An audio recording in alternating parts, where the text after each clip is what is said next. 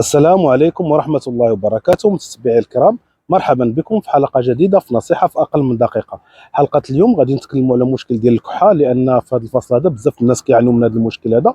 فكناخذوا 3 معالق ديال عسل لوكاليبتوس، كنديروا معاهم 2 معالق ديال الحامض، كنديروهم فوق واحد النار هادئة حتى كيديروا الكشكوشة. كنحيدوا الكشكوشة، كنديروا راس معلقة من سكنجبير من القرفة، وحبه وحده ديال القرنفل، وحبه ديال الثوم. فكنخليهم 5 دقائق فوق ديك النار الهادئة وكنحركوهم، وكنعبئوهم من بعد ذلك في واحد القنينه، كنحركوهم مزيان، وكناخذوا ملعقه كبيره قبل الفطور، قبل الغداء، قبل العشاء. فكيعطي نتائج جد جيده. ما تنساوش الاشتراك في قناه الاستاذ بدر الكرعاوي على اليوتيوب، ما تنساوش اللايك وتفعيل الجرس. والسلام عليكم ورحمه الله وبركاته.